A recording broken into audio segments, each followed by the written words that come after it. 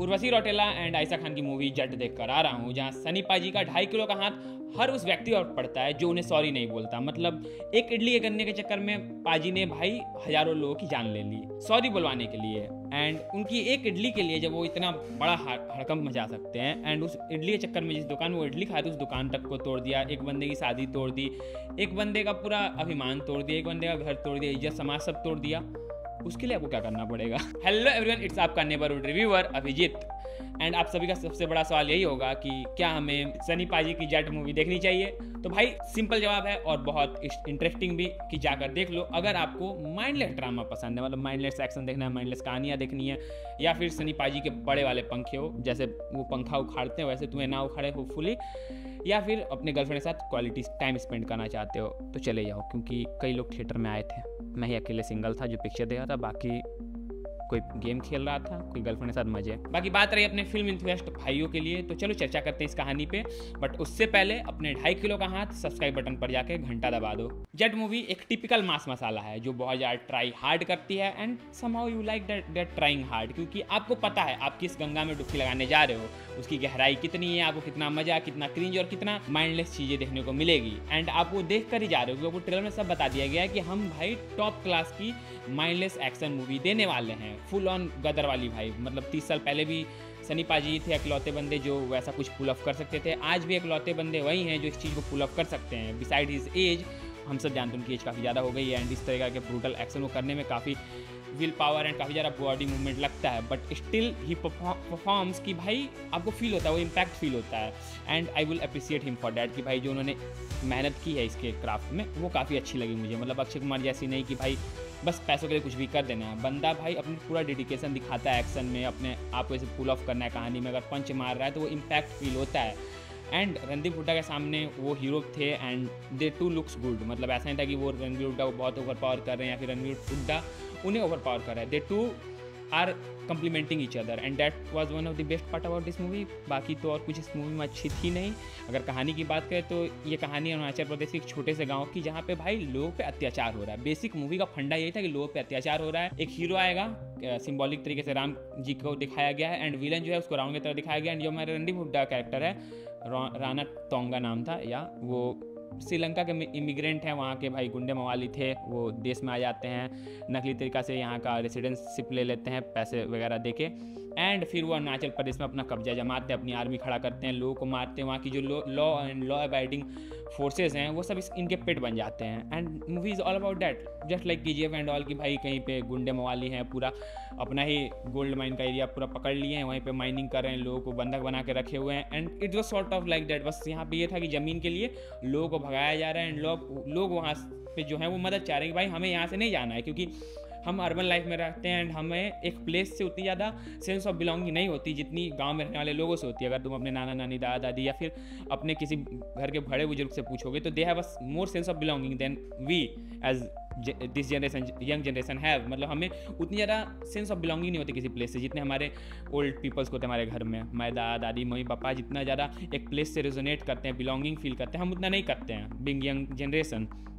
तो मूवी उसी तरीका की है कि भाई कुछ लोगों को अपनी जगह से सेंस ऑफ बिलोंगिंग उस जगह छोड़कर नहीं जाना चाहते, जो रंगा टोंगा कैरेक्टर वो उन्हें वहाँ से भगाना चाहता है फॉर सम ग्रेटर पर्पज से पैसे मिलेंगे लोगों को। सॉर्ट ऑफ वही कहानी है भाई, टिपिकल मास मसाला एक्शन वाली कहानी।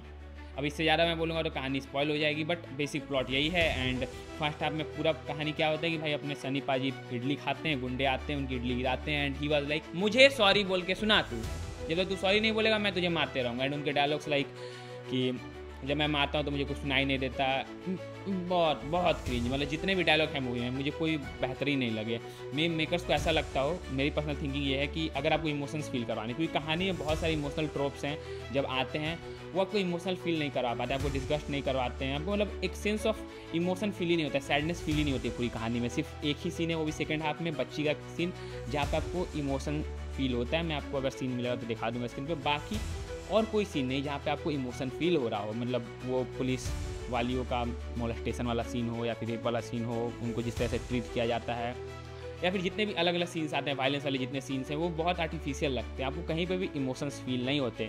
इस कहानी के हर एक character except Ranveer Hooda and अपने Sunny paaji, they are to be just molested, beheaded और टू बी अत्याचार करो भाई उन पे, बस इसी के लिए सारे कैरेक्टर बहुत बहुत बहुत उनको आप याद ही नहीं रखते बेसिकली। ऐसे कैरेक्टर सारे के सारे, एक नहीं कि मैं एक का नाम ले लूँ, वो आइटम सॉन्ग पे डांस करने वाली उर्वशी रौतेला हो या फिर पुलिस ऑफिसर में के बीच में खड़ी आयशा खान हो, आप सबको भूल जाते हो क्योंकि कहानी में किसी का भी रिमेम्बरेंस है ही नहीं, उनकी ना कोई ऑथेंटिसिटी है कहानी में, ना उनका कोई कैरेक्टर आर्क है, दे आर जस्ट कैरेक्टर्स जिनके मरने जीने तक वो फर्क नहीं पड़ता। And this is one of the biggest flaw in this movie. बहुत कैरेक्टर दिखाए जाते हैं, इमोशंस पे आप बहुत अच्छे से खेल सकते थे, but no you feel that या मैं जानता हूँ कहानी is all about Sunny paaji, it's the hero worship of Sunny paaji and they did it well. काफ़ी नील के इस काम में, मतलब सिकंदर भी हमने देख के आई, it was all about hero worship of Salman Khan, but they failed at that very badly, but they didn't fail, they pull that off and आपको मज़ा आता है। आपको स्क्रीन पे सनी पाजी नहीं दिखते हैं तो आप बोर होते हैं, अगर आपको गाँव वालों की तकलीफें दिखाई जाती है आप बोर होते हो। अगर आपको रणदीप हुड्डा या फिर सनी पाजी स्क्रीन पर नहीं दिख रहे हैं तो यू आर लाइक भाई दिखाओ ना उनको, क्यों नहीं दिखा रहे। And it's the constant feeling. उनके डायलॉग्स पे आपको हंसी आती है, मतलब बहुत आते हैं, मतलब जितने डायलॉग्स आए सनी पाजी के मैं हंस रहा था।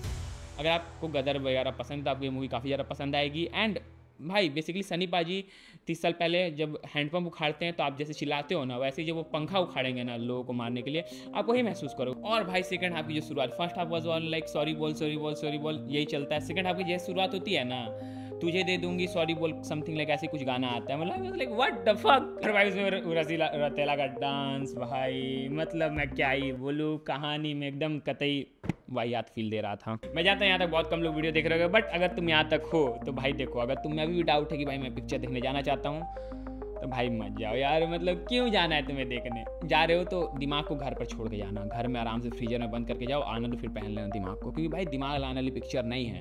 ट्रेलर देखे हो, तुम्हें पता है तुम किस गंगे में डुबकी लगाने जा रहे हो, तो उस हिसाब से जाना। अगर सोच के जाओ कि भाई मैं बहुत कुछ बवाल देखने को मिलेगा तो भाई ऐसा नहीं है, एक माइंडलेस ड्रामा है, माइंडलेस चीज़ें ही देखने को मिलती हैं।